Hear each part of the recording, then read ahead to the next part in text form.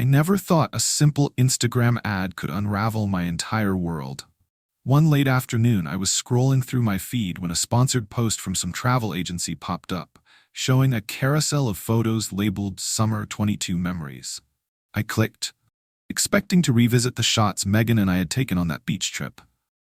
Our toes sunk into golden sand, the sun setting behind us as we laughed at inside jokes only the two of us understood.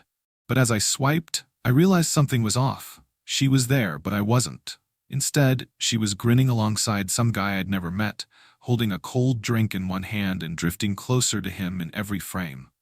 My heart sank before panic set in. Why were these selfies in my iCloud album? I grabbed my phone and opened photos, scrolling through Summer 22 albums we had created together. The thumbnails flickered across the screen, but suddenly, the images weren't ours anymore. Megan and this other man, who looked like he could be a friend from her college days, appeared in every shot. No timestamps overlapped with the ones I remembered from our getaway. Instead of the timestamp from July 3, 2022, I saw pictures dated July 17th. That meant she was back at the same resort 2 weeks after our vacation. But she didn't tell me. I checked the metadata. Location tagged as Starlight Beach Resort, but the time and date were unmistakable. She had been there without me. My hands started shaking. I opened the receipt folder in her email, searching for clues. There it was, a confirmation for a hotel suite under her name, booked from July 16th to July 19th, 2022.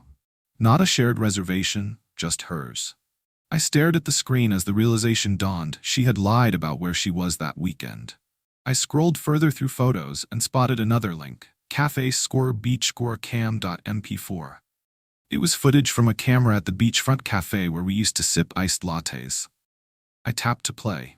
There she was, laughing, her hair catching the breeze, but this time she was seated so close to him that their shoulders touched.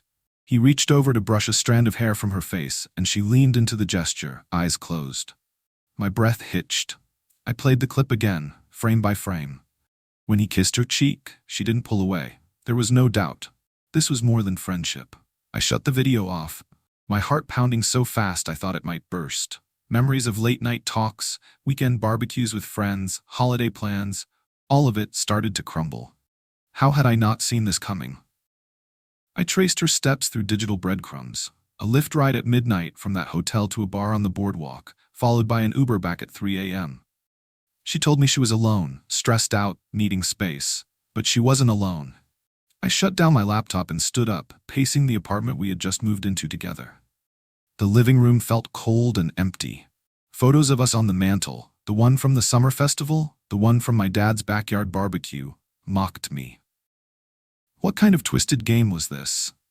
I picked up my phone again, heart heavy, determined to confront her. But before I called, I needed proof I couldn't misinterpret. I went to her messages app. She left it unlocked, scrolling until I found a conversation with someone saved as Jay. Their texts were casual at first, inside jokes, emojis, but grew more intimate. Can't wait to see you again. Last night felt amazing. Miss you already. I found a voice memo labeled Beach. Her voice, giggling softly as Jay whispered something over the phone. My vision blurred with tears. My phone slid from my grasp, clattering to the hardwood floor. My reflection in the window blurred as I sank down onto the couch. The world as I knew it was gone. I wasn't sure how I'd pick up the pieces, or if I even wanted to. But one thing was certain. I needed to know everything. I needed answers. And I needed them now. I dialed her number before I could second-guess myself. The line rang twice, then went to voicemail. I left a trembling message. Megan, I know what you've been up to. Please call me. My chest tightened like someone had taken a fistful of my ribs and squeezed. After 3 tones of silence, I hung up. I stared at her last text. I'll be home late. Don't wait up. I knew that was a lie. I grabbed my jacket and tees and drove to the Starlight Beach Resort. Our relationship had always felt solid, 2 years of shared dreams, road trips, and Sunday brunches. Yet now, the lobby chandelier gleamed with a sinister glow, and every step toward the front desk felt like walking into judgment. The concierge recognized me, a regular from last summer, and offered a polite smile. "How can I help you?" I asked, swallowing hard. I didn't want to lie. I wanted someone to confirm what I already felt in my bones. "Is there a reservation under Megan Williams?" I asked. She checked her screen. "Yes, sir." She checked out this morning. Relief and dread hit me at once. Relief that she was gone, dread that she might still be meeting him for the rest of the day. I stepped aside, heart racing. I didn't expect answers here, only more questions. Something made me glance up at the guest registry clipboards behind the desk. I saw Jason Reed scribbled on multiple pages alongside Megan's name. Dates spanning 3 nights. My blood ran cold. I left the hotel and drove to the beachfront cafe. It was the same place we'd spent lazy mornings, sipping iced lattes and planning road trips for fall. Now it felt like hallowed ground for their deception. I stood at the counter, pretending to browse pastries, but my eyes searched for her familiar figure, her hair tucked behind an ear, the scarf she wore that summer. The barista recognized me from when she and I used to joke about caramel drizzle. She nodded curtly when I asked if Megan had been here recently. "She's not on the roster," she said. "Jason Reed, though, he comes in every morning around 10. I stepped outside, phone in hand, debating my next move. Part of me wanted to call her out right here, demand she tell me everything. But another part, broken, shattered, wondered if I was ready to face the ugly truth. I drove to our apartment instead, imagining it empty, her scent gone. The key turned in the lock with a familiar creak. The living room was bare. Our photo frames had been stacked on the coffee table. On top, a note scrawled in her handwriting. "Alex, please don't look for me. I need space." Space. She'd found all the space she needed to see someone else. I sank onto the couch, her note crumpled in my fist. The sun dipped behind the buildings, and I realized I couldn't stay here any longer. I grabbed my wallet, phone, and jacket and headed toward my car. There was still one person I hadn't texted, Jason Reed. I typed his number, my thumb hovering over the send button. Fear and anger warred inside me. I hit call. No ring, no voicemail, just an unanswered promise. I drove into the night, headlights cutting through the foggy shore highway. Every mile felt like a mile further from who I'd been, and I didn't know who I was becoming. But I knew one thing for certain. Megan and Jason wouldn't get away with this. I would find out the full story, even if it killed me. I parked a block away from Jason's apartment building, hands gripping the steering wheel so tightly my knuckles turned white. The digital clock on my dash read 11:47 p.m., and the streetlights cast long shadows across the cracked pavement. I took a breath and reminded myself why I was here. I needed answers. My mind replayed Megan's note, "I need space," like a broken record, and each repetition twisted the knife deeper. I walked up to the rusted steel door and rang the buzzer for 4B. Nothing. I rang again, heart pounding. Silence. The hallway beyond the door smelled like stale coffee and old carpet, and I followed the faint glow of a hallway light down to Jason's unit. I pressed my ear against the door. Inside, I could barely make out the low bass from a stereo and someone laughing, a male voice interspersed with a softer female laugh. My chest tightened. I pressed my palm flat on the cold wood and knocked firmly. "Jason?" No answer, just muffled music. I pulled out my phone and texted him, "We need to talk. Now." Then I placed my ear back to the door. No reply. I glanced around. A pair of worn sneakers by the door, a bicycle helmet on a nearby bench, and a bulletin board full of pizza coupons and church flyers advertising Sunday service at 10 a.m. The irony stung. Some people would be heading to worship tomorrow while mine was crumbling. I punched in Megan's number again, but it went straight to voicemail. I sank against the door, the hallway's dim light flickering as if mocking me. After 10 minutes, I left a note taped to Jason's door. "Alex was here. Call me if you want to explain." I crumpled it in my fist and stormed back to my car. The drive home was a blur, city lights whipping past, street signs bleeding into streaks of color. I replayed every conversation I'd ever had with Megan. The promises to get married when things calmed down, her saying, "I love you," in that soft voice that used to make my stomach flutter. Now it felt like someone else's memory. I got inside our apartment around 1 a.m. The place was dark and silent, but the emptiness felt louder than any music. I sat on the edge of our bed and opened my laptop. I needed proof, something more concrete than grainy cafe footage. A quick search led me to her Instagram account. It was still public momentarily, so I saved every tagged photo of her in July 2022. In the comments, Jason had left heart emojis beneath pictures where they were arm in arm on that same Starlight Beach boardwalk. I downloaded screenshots. Each one felt like a punch to the gut. By 2 a.m., I was combing through old chats. Her WhatsApp, Facebook Messenger, direct messages on Instagram. There were messages from Jason flirting as early as May 2022, long before that hotel booking, before I ever suspected anything. She'd written, "I shouldn't be talking to you, but I miss you." And he'd replied, "I feel the same." My vision blurred with tears. I closed the laptop and stared at the ceiling, feeling hollow. The clock ticked past 3 a.m. I didn't know how I would sleep, or even if I wanted to. All I knew was that tomorrow I would confront Megan face to face. I needed to hear her side. No more hiding behind screens. As I drifted toward a restless sleep, the silence in the apartment swallowed me, and for the first time in weeks, I felt utterly alone. I woke up to the harsh glare of afternoon sunlight sneaking through the blinds, even though I must have drifted off around 3 a.m. My chest felt heavy, as if I'd slept sitting upright, constantly waiting for an alarm that never came. I rubbed my eyes and stared at the ceiling, replaying every piece of evidence I'd gathered. The iCloud selfies, the hotel receipts, the cafe video, their flirty Instagram comments. Even now, it felt surreal, like I was trapped in someone else's nightmare. I dragged myself out of bed, the sheets twisted around my legs, and walked to the bathroom mirror. My reflection looked gaunt, eyes rimmed red, cheeks sunken. I studied my face, searching for the man I used to be before this all came crashing down. I knew I had to talk to Megan today, face to face, no more hiding behind screens. I drafted a text, "Meet me at Cafe Luna at 3 p.m. We need to talk," then deleted it. I couldn't be the angry puppeteer demanding she explain herself. I had to mask the storm inside me, at least until I saw her. Ultimately, I sent, "Coffee today? I need to see you." My finger trembled as I hit send. The text flew off into the digital ether, and I immediately regretted it. My heart hammered, as if it knew the calm before the storm was about to shatter.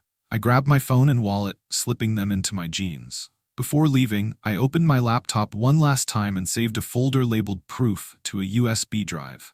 Screenshots of their Instagram exchanges, metadata from the photos, the video clip with their laughter echoing in the background. Underneath it all, I buried my pride. If things went south, I needed this for something. Exposure, or maybe just a way to show her that her lies couldn't evaporate. I stuffed the drive into my jacket pocket, zipped it shut, and headed for the door. The walk to Cafe Luna took only 10 minutes, but each step felt like wading through quicksand. I passed a billboard advertising a new rom-com starring two obviously happy-looking actors. They smiled at each other with perfect teeth and camera-ready chemistry. I wanted to reach through the screen and shake them.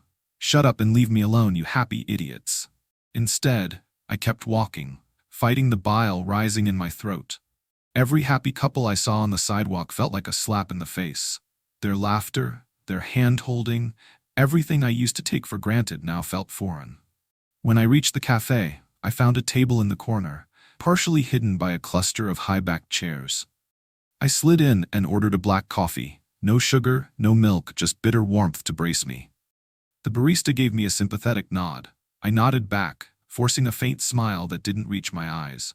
My throat was dry. I ran my tongue across my lips to moisten them. I watched the door, timing seconds on my phone. Though I knew exactly when she would walk in, my phone buzzed at 2:45 p.m., a notification that she was on her way.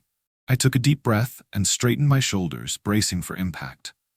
At 2:55 she appeared, slipping through the cafe door with that familiar sway in her step. She wore a navy sundress, hair loose around her shoulders, mascara smudged slightly at the corners. My breath caught. This was the girl I loved. Soft laugh, dreamy eyes, the way her nose scrunched up when she smiled too hard. But also the same girl who had shattered everything I believed about our future. She paused when she saw me, a flicker of guilt, or was it fear, in her eyes. She forced a smile. "Hey, Alex," she said, voice slightly shaky. Her eyes darted toward my jacket pocket, where I imagined the USB stick lying in wait. "Hey," I said, keeping my tone neutral, as though ordering coffee and casually discussing the weather. She slid into the booth opposite me, folding her hands in her lap. For a moment, neither of us spoke. The cafe noise hummed around us. Coffee grinders, cups clinking, quiet chatter. I set my coffee down in front of her, though she hadn't ordered anything. She stared at it, bewildered. "Alex, what's going on?" she whispered, like she couldn't quite believe she was here. I leaned forward. "I know everything," I said, and felt my voice turn cold, steady. "Summer 22, that resort in July, your vacation with Jason Reed." Her eyes widened, flicking toward the door as if she could run away. I pressed the USB drive onto the table, sliding it until it stopped at her fingertips. "All the proof is here. Photos, messages, videos, I saved it." Her fingers trembled as she barely touched the drive. She swallowed. I don't know what you're talking about." Her eyes filled with tears. Heat rose in my chest. I should have felt vindicated, but instead I felt a nauseating mix of anger and sadness. "Don't lie to me," I said, voice low. "I saw you two. I saw you smiling on that boardwalk, hearing you laugh together at the cafe, kissing his cheek." She blinked rapidly, as if trying to erase the words. "Jason's just a friend," she murmured. "I didn't do anything wrong." My grip tightened around the coffee mug, the knuckles whitening. "Just a friend?" I pressed. "You checked in under his name at Starlight Beach. You spent 3 nights in a suite. You sent him voice memos. You told him you missed him." My words dropped like stones, sinking into the silence between us. Tears streamed down her face now. Her cheeks glistened with sorrow. Her voice cracked. I was confused, okay? Everything with you felt so suffocating. It wasn't supposed to be more than that one weekend. It was a mistake." The word mistake cut deeper than any blade. I wanted to shake her, demand she feel the weight of her actions, but I just stared at her, broken. "You call cheating a mistake?" I whispered. She bowed her head, her sobs muffled. I rose from the table, dropping a folded 20 on the tabletop. "I hoped I'd never hear those words from you. You made your choice." Without another word, I turned and walked away, leaving her crumpled over that USB drive and a coffee she didn't want. Outside, the air was cool, as if the world around me recognized the chill in my bones and tried to match it. I marched down the sidewalk, each step echoing in my mind. Trust broken, future stolen, heart shattered. I didn't know if I could forgive her, or if I even wanted to. But I knew I needed time. Time to rebuild, time to rage, and maybe, eventually, time to heal. The cafe door swung shut behind me, and I walked into a new, uncertain chapter of my life. The streetlights blinked on as I walked away from Cafe Luna, the USB drive's weight still heavy in my pocket. I didn't know where I was headed, somewhere far from the memory of her navy sundress and tear-streaked cheeks. My legs carried me almost robotically, as if they knew the route better than I did. After a few blocks, I found myself in front of Grace Community Church, the same place my family had taken me every Sunday since I was a kid. The brick facade glowed under the external spotlights, and a simple wooden sign out front read, "All are welcome." Inside, I could hear the hum of the organ practicing as the janitor moved pews around, preparing for the next morning's service. I hesitated at the steps, the late-night silence broken by my own ragged breathing. I pushed open the heavy doors. The sanctuary was empty, pews aligned like muted witnesses, stained glass windows throwing colorful fragments onto the carpet. I sank into a middle row, resting my forehead against the cool wood. I thought of my father, how he always said, "When life gets too big to bear, faith can carry you through." I wasn't sure if I still believed that, but I needed something to cling to. I closed my eyes and let the organ notes resonate through the empty hall. They reminded me of childhood Christmas services, when the world felt simple: sing, pray, take cocoa with marshmallows, go home. I remained there until after midnight, the choir director finishing her run-through of Amazing Grace. As she turned off the lights, I slipped out through a side door. Outside, the night air was cool and quiet, and the church's neon cross flickered once, before settling into a steady glow.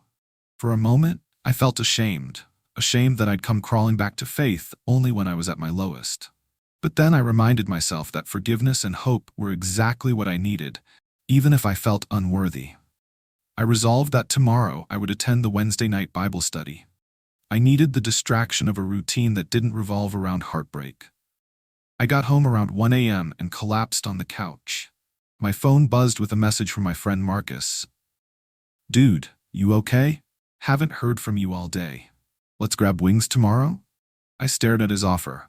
I hadn't hung out with him in weeks, not since Megan started making excuses about how busy she was. Maybe I could use a friend's oblivious laughter tonight instead of late-night religious solace. I typed back, "Yeah, wings, tomorrow." I placed my phone face down, determined not to check for replies. I couldn't let my grief consume me completely. Sleep was fickle, but by dawn, I drifted into a shallow doze. When my alarm buzzed at 7:30 a.m., I slapped it off and sat on the edge of the bed, mind foggy. The apartment felt like someone else's place. Her floral-scented candle gone, our shared toothbrushes already tossed, empty space on the kitchen counter where her morning mug used to sit. I forced myself to shower, scrubbing at my skin until I felt refreshed and ready for something, anything, other than wallowing. By 11 a.m., I met Marcus at Deke's pub. The place was loud despite the early hour. TVs blared sports highlights, the smell of wings and fries hit me as soon as I opened the door, and laughter ricocheted off the wooden booths. Marcus waved from a corner table under a neon sign that read "Beer Here." I slid into the booth opposite him, ordering a basket of spicy wings and a cold draft IPA. For a moment, Marcus just stared, as if trying to register the gaunt face before him. "Man, you look like hell," he finally said. "I'm surviving," I replied, shrugging. "Want to catch up? Watch the game?" He chuckled, but I could tell he sensed there was more. He tore off a wing, chewing thoughtfully. "Want to talk about it?" I looked away, staring at the flame-wilted napkin on the table. I thought of Megan's note, her tear-stained face, the way she'd insisted it was just a mistake. "It's over," I said finally. "She cheated. With that guy, Jason." Marcus's eyes widened. "Holy shit, dude, I'm so sorry." He reached across the table and clapped a hand on my shoulder. For the first time in days, I felt something that wasn't pain. I felt solidarity. We talked for hours about work, my marketing campaign for a tech startup that felt suddenly meaningless, about my parents. They'd left me voicemails asking if I needed help, about the endless loop of memories I couldn't escape. Marcus told a story about his ex-girlfriend, how he'd caught her flirting on Snapchat. His laugh was self-deprecating, but it didn't feel cruel. It was shared grief, raw but comforting. When my wings arrived, I picked one up and let the tang of hot sauce sear my tongue. I ate until I felt full, as if by consuming something real, spicy, messy, visceral, I could push down the ache. After lunch, Marcus suggested we head to the basketball court where we used to play in college. "Come on, man. Throw the ball around. You'll feel better." I hesitated. I hadn't shot hoops in months, but the thought of mindless motion appealed to me. We drove to the park. Trees green, sunlight dappled across the cracked asphalt, and Marcus handed me a ball. My first few shots were clumsy. My arms felt weighted, my mind drowning in thoughts of what-ifs. But as I began dribbling and running through a few warm-up drills, something shifted. The rhythmic bounce of the ball, the scrape of sneakers, the distant sound of a child's laughter, all of it grounded me. I remembered why I loved basketball. It demanded focus, if only for a moment. Not onto a cheating partner or a tarnished USB drive, but on the arc of the ball and the sound of the net. We played till dusk, the sky fading to dusky pink. My shoulders ached, and sweat dripped down my forehead. For a few hours, I forgot about Megan and Jason. When we finally collapsed on the grass beside the court, gasping for breath, I felt more alive than I had in weeks. Marcus kicked his legs out in front of him. "You good?" he asked, wrapping an arm around my shoulders. I looked at him, the fading glow of the sunset painting his face in gold. "Yeah," I said quietly. "I think I am." That night, I sat alone again in the apartment, but the emptiness didn't feel as suffocating. I drafted another text to Megan, this time just 2 words, "Goodbye forever." I left it unsent. Instead, I opened my laptop and began researching rental listings. I needed a fresh start, somewhere she couldn't find me, where I could rebuild my life on my own terms. I bookmarked a small 1-bedroom a few miles away, near a college campus. Close enough so I wouldn't feel too isolated, but far enough to avoid the places we used to haunt together. Before bed, I found myself scrolling through a Bible app, reading Psalm 34, verse 18. "The Lord is close to the brokenhearted and saves those who are crushed in spirit."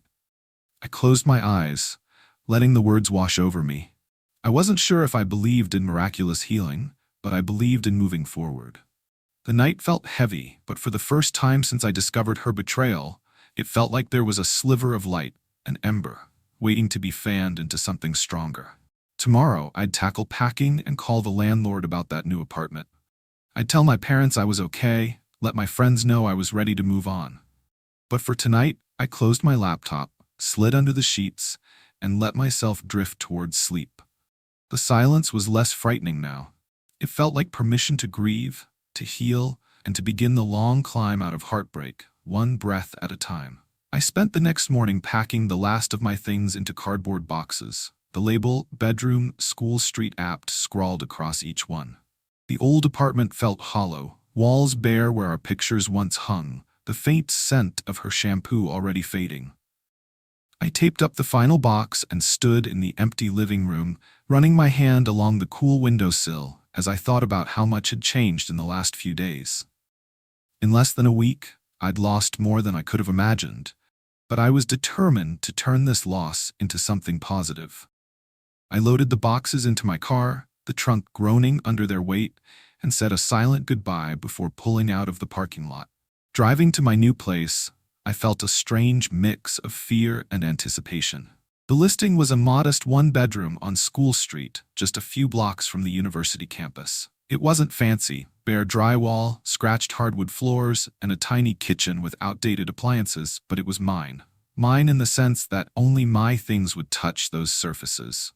No more her perfume lingering in the air, no more her ghost in every corner. I found the building easily. A red brick facade with ivy creeping down one side and a small stoop leading to the front entrance. I parked, grabbed the box of kitchenware, and hauled it upstairs. Inside, light spilled through a single window in the living area. I set down the box and peeled back the tape on the door to the bedroom. The space was small, just enough for a queen-sized bed and a narrow dresser. But as I surveyed the empty room, I felt a twinge of excitement. I could arrange it any way I wanted. No shared decisions, no compromises, just my own rhythm. I carried box after box into the apartment. Clothes, books, mugs, the remnants of my life before her. It felt like a ceremony, each item reclaiming a piece of my identity. By mid-afternoon, the apartment was livable, albeit cluttered with moving boxes. I decided to explore my new neighborhood. I walked to a nearby convenience store, nodding politely to a few friendly faces I passed. Students, young families, and an older man walking his dog. On my way back, I noticed a small coffee shop with a chalkboard sign that read "Open Mic Night every Thursday." A flyer under the glass advertised live jazz Fridays. I made a mental note: Thursday open mic to confront my fear of stepping out, Friday jazz to soothe my restless mind. That evening, I brewed a pot of coffee in my new kitchen. The first cup tasted strangely liberating, the crema forming concentric circles like ripples of change. I sat at the tiny fold-out table they'd given me with the unit, sipping slowly and closing my eyes against the flood of memories. But instead of letting them drown me, I let the coffee ground me. When it was finished, I washed the mugs by hand, each clink against the sink, echoing like a promise of something better. My first night in School Street Apt was restless. I lay in bed, listening to the distant hum of traffic, the occasional siren wailing through the darkness. I pulled out my phone and opened Instagram, scrolling past vacation photos, wedding announcements, and filtered brunch shots. My heart stuttered when I saw a notification. A message request from Megan Williams. I tapped it with trembling fingers. Her words were short. "I'm sorry, can we talk?" My thumb hovered over accept. I stared at the screen as if waiting for an answer to materialize from nowhere. Then I swiped left and deleted the request. Some doors once closed, stay closed. At 10 p.m., I forced myself to get dressed and head to the open mic night. The cafe, called Brev and Bean, was dimly lit with Edison bulbs and filled with mismatched chairs. A young woman on stage strummed an acoustic guitar, her voice wavering at first but growing stronger with each chord. I sipped a black coffee at a corner table, feeling the caffeine sharpen my nerves. When the host called for first-timers, my heart pounded like a drum. I raised my hand and signed up, promising myself I'd stay for just one song. When my name was called, I approached the stage with hands clenched. A spotlight hit me directly, leaving the rest of the room in soft shadows. My guitar strap felt familiar and distant at once. I introduced myself as Alex and explained I'd recently moved here. Then I launched into a song I'd written last year, lyrics about betrayal and hope, each line a reflection of my pain but also my resolve to heal. My voice cracked on the second verse, but I kept going, letting the words carry me. When I finished, the cafe was silent for a heartbeat before polite applause filled the space. I stepped off the stage, heart racing, unsure whether to feel embarrassed or proud. But as I walked back to my seat, a stranger tapped my shoulder. "That was incredible," she said, eyes bright. "You've got raw emotion, really connected with everyone here." I managed a half smile. "Thanks," I said quietly, feeling lighter than I had in weeks. The next few days settled into a routine. I got up early, brewed coffee, and walked to a co-working space downtown, still freelancing my marketing gigs, but now focused instead of exhausted from my breakup. I met my new neighbor, Sophia, a journalism student who lived across the hall. One afternoon, she invited me to join her for lunch at a food truck rally by the river. I agreed, trading stories about our respective heartbreaks and families under the canopy of autumn golden trees. I realized I'd started laughing again. Real laughter, not the brittle kind I'd faked around Megan last spring. On Friday, I went to Jazz on 5th, a small club 2 blocks away. As the saxophonist riffed on a smoky melody, I closed my eyes and let the notes wash over me. I thought about that night at the beach cafe. Her laughter with Jason, the heat, the salt air mixing with betrayal. But this time, I didn't feel like collapsing. I felt like I was standing on solid ground. By the end of the week, I'd unpacked the last box, arranged my photos on the wall, pictures of friends, a snapshot of my dad holding me as a kid, a candid shot of Marcus and me goofing off at a tailgate. No reminder of her, no space for her shadow. As I hung the final frame, my phone buzzed. A promotion from my client popped up. "Congrats, Alex. Campaign metrics look great this month." I stared at the notification, feeling pride replace the ache in my chest. Late that night, I sat on the small fire escape balcony outside my bedroom window, wrapped in a favorite hoodie. The city's skyline glimmered against the inky sky, and I could hear distant laughter from a rooftop party 2 blocks away. I took out my phone and recorded a quick video. Just me, looking a bit rough but with something I hadn't felt for ages. "Hope. Day 1 in my new place," I said softly, "and I already feel like I can breathe again." I posted it as a story, expecting maybe a handful of likes from friends. But the real reason I did it was for me, to mark the beginning of a new chapter. I closed the phone, took a deep breath of the cool night air, and leaned forward, resting my elbows on the rusted railing. The memory of her was still there, like a bruise under my skin, but it was fading. The USB drive in the back of my closet was still full of proof, but I'd removed its power over my life. Tonight, I didn't feel broken. I felt in motion, moving away from heartbreak and towards something I couldn't yet name, but I could feel it. Possibility. The city lights seemed to pulse with that same promise. And as I looked out over them, I realized that maybe the hardest part was over. Now, it was time to learn how to live again. Moving into a routine in my new apartment helped steady the haze around my mind, but I still felt the occasional pang when a memory floated up, like the time I found an old playlist on my phone called Us Against the World, or when I passed a billboard for a beach resort that looked almost exactly like Starlight. One late afternoon, I decided to head back to that boardwalk, not to wallow but to reclaim it. I parked a few blocks away and walked down toward the salt-tinged air. The sun was dipping low, tinting everything with a golden glow, and I noticed couples laughing on benches, families building sandcastles, and joggers passing by with earbuds in. It felt strange to be there without Megan. Every corner reminded me of what I'd lost, but I also realized it was time I owned that space again. I found a bench I remembered from that trip, the one where Megan had taken a selfie of us with our arms around each other. I sat down, closed my eyes, and inhaled deeply. The breeze was familiar, but now it belonged just to me. I reached into my pocket and took out my old phone. Instead of scrolling through photos of her, I played a playlist I'd made last year called New Beginnings. The first chords of a guitar riff filled my ears, and I let them wash over me. For a moment, I felt tears rise, but I touched my sunglasses, held them steady, and let the music carry me away from the past. That evening, I met up with Sophia, my neighbor from across the hall, at a little rooftop bar overlooking downtown. String lights crisscrossed overhead, and the city's skyline shimmered beneath an indigo sky. Sophia raised her glass, just a beer, the same as mine, and toasted quietly, to surviving. I clinked bottles with her, tasting the cool bitterness like a reminder that I was still here. Still breathing, still learning how to rebuild. We talked about everything and nothing. Her internship at the campus newspaper, my next marketing project, random gossip about mutual acquaintances. I noticed I could make eye contact without flinching. The knot in my chest felt looser than it had weeks before. After a while, a live band started playing classic rock covers. Sophia nudged me. "Dance?" she asked.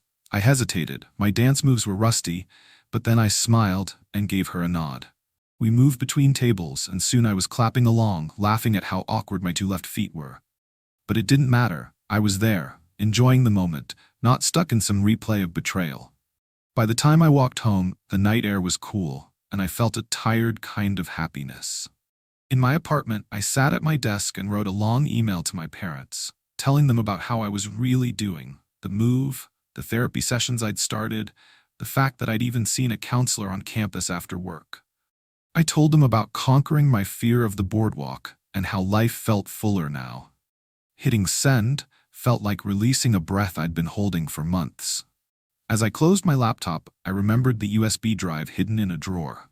I unplugged it and stared at it for a moment, then opened my file browser, highlighted everything on it, and hit delete. The files vanished into the recycle bin, and with a final emptying of the bin, I watched that evidence dissolve from this world. I didn't need it anymore. I didn't want its shadow lurking in my closet. I smiled to myself, feeling a weight lift. The betrayal had existed. But it wasn't a chain I had to keep dragging behind me. Weeks turned into months. Fall gave way to winter, and I settled into a holiday routine I never imagined. Decorating my tiny apartment with a string of white lights, buying a small tabletop tree, and hanging an ornament on it each December. One night, I invited Marcus, Sophia, and a few friends over for a low-key holiday celebration. We traded Secret Santa gifts. Mine was a book of poetry from Sophia, and I got her a vintage vinyl record of a jazz album she loved. We ate homemade chili and cookie-baked disasters that somehow tasted perfect when eaten under twinkling lights.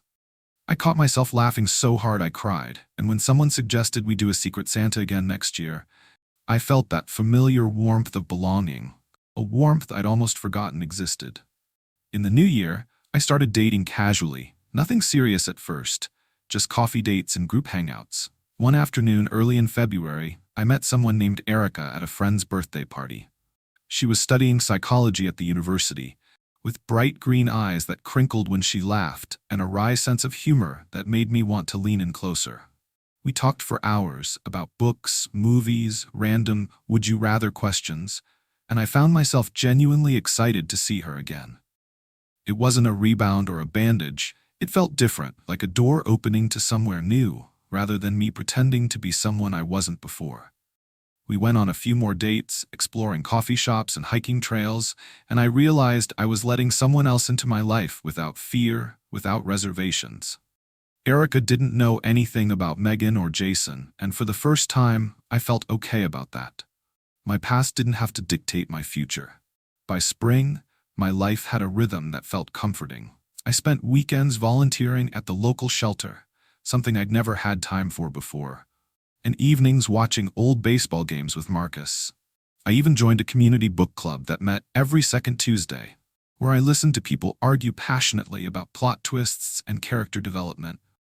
Every activity felt like a building block, constructing a life that wasn't defined by infidelity or betrayal, but by resilience, kindness, and purpose. One warm April evening, I walked through a campus courtyard as cherry blossoms rained down. I reached out and caught one petal between my fingers, and I thought about everything I'd been through. The shock of discovering the photos, the sting of betrayal, the long nights of doubt and heartbreak. I remembered the stagnation, how I thought I'd never move past it. But here I was, breathing in that spring air, feeling grateful for second chances. A few months later, my lease renewal notice arrived. As I read the letter, I felt the same resolve I had moving in back in June. This apartment was a staging ground for everything I was building. I folded the renewal and placed it on my desk, next to a framed photo of me and Erica from that first hike we went on. Us laughing at the summit, arms around each other's shoulders. It was a reminder that new chapters are possible, even after the worst endings. I leaned back in my chair and closed my eyes, thinking of my father's words about faith carrying you through. I still wasn't sure where I stood on faith exactly, but I had faith in myself, that I could survive, heal, and even find love again. The apartment was quiet, except for the soft hum of my laptop fan. I opened a new document and began writing a letter addressed to my past self, offering advice, encouragement, and a promise that the pain would not be wasted. As I typed, I realized this story, my story, wasn't over. It was still unfolding, one unexpected turn at a time, and for the first time in a long time, I was excited to see where it would lead.